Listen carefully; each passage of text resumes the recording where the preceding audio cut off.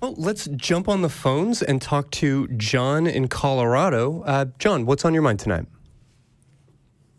Hey, I just wanted to call in and share my story of moving away from Christianity and finding a new belief system because of my wife, who is bisexual. Yeah, no, please tell us about it. How did that open some doors for you?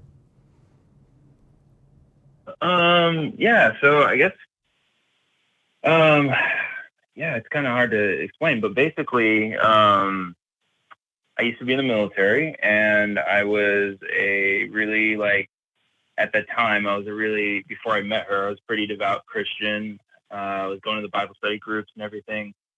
And then I started getting into purity culture a little bit, kind of existing on the peripherals of that.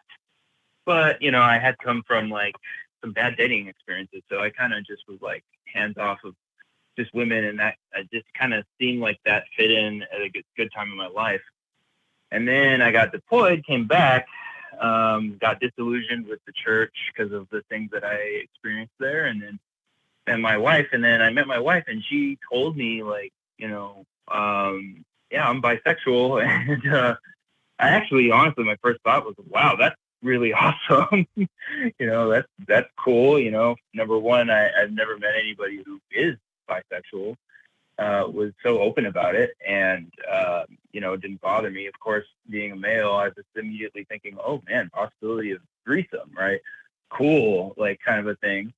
But then as time went on, I kind of started to learn more about her because she was raised Catholic as well. And she was from the Midwest, South Dakota, which is heart of Catholic or Christian territory, basically, deep red state. So, started to figure out how she reconciled that. And then years went by, I kind of converted to Catholicism.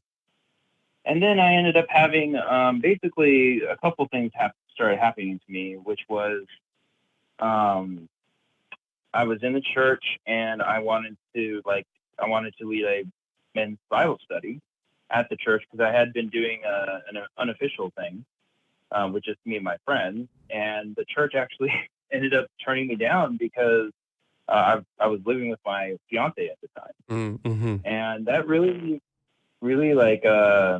shook my world. Basically, it was like, dude, I've been doing all these things, and I'm been jumped through all the hoops and converted and everything, and now you're telling me no, just because of this one thing, And yeah, it's an incredible inconvenience to the church that queer people are going to continue to be born in devout spaces. And by just getting to know a queer person who exists, how a lot of those threads of Christianity start to fall apart.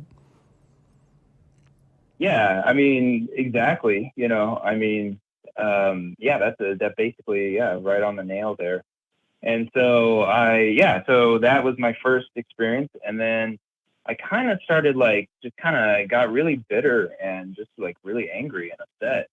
And I was just I don't really want to go to church anymore. Mm-hmm. I wasn't at the point where I was about to be oh yeah, I don't believe all that stuff, and it's crazy, or but I did start questioning things, and I did start wondering what is exactly the church's stance on LGBTQ plus, because hey, here I am married to one. I don't see a problem with it. I never saw a problem with it or any of that and any LGBTQ plus people ever, and so I'm what is all this issue? Because I've been hearing rumblings about it throughout my time, and even in my home life, as far as where I was raised a little bit as well.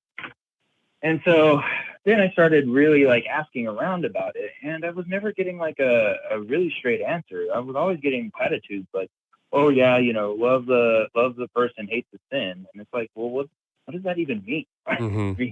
Yeah, when this sin is integral to who I am or how God made me, that whole narrative starts to fall apart. I guess I want to say I'm really sorry that the two of you experienced that bigotry, but really glad that it shook you loose from a belief system that wasn't serving you. Where do you find yourself today? Like, how is that deconstruction process working out for you? Pretty good. Yeah, I ended up a few weeks ago, ended up going to a Buddhist group, meditation group.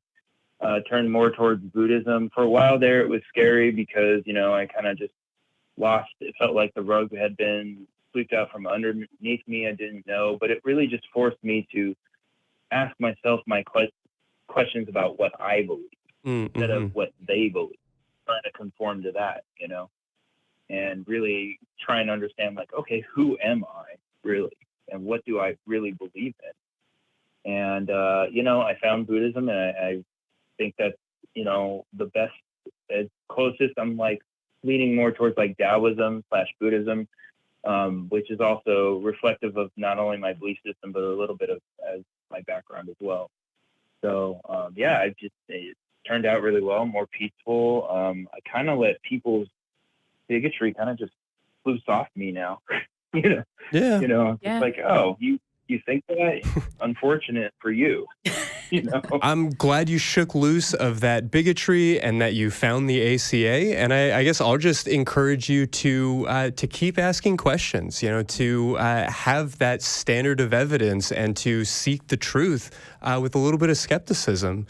We've got a few other folks stacking up, but did y'all have any other questions or comments before we move on to the next call? Yeah, I mean, I think I found refuge early on in kind of coming out in queer space in the pagan community. And I think it was because it was just like, you're here, you're accepted, you belong with us. Like, please, be welcome. And ultimately, like, that really wasn't my space, but I was attracted to it because they were so inclusive. Right. It didn't have all of these edicts about what thou shalt be. Right. But I think, too, that some of our communities of spirituality have come back from, like, we're pushing people away with our theology. We want people to be with us, and we would rather have community and an embrace of spirituality than, to make people other. And so I think, I'm always intrigued when I find other queer folks or leather folks or people in spiritual spaces, because, we have one of the folks who I really enjoy, he's also Muslim and in fetish space. And it's just like, wow, like, we are an incredibly inclusive community just on different aspects. And I don't know. I like talking to people about, their spirituality. What you believe and why. It's a important question. And John, I'm glad that you are finding some relief. And I appreciate you giving us a call tonight. Yeah, and if you haven't listened to the song By Wife Energy, go listen to it. It's great.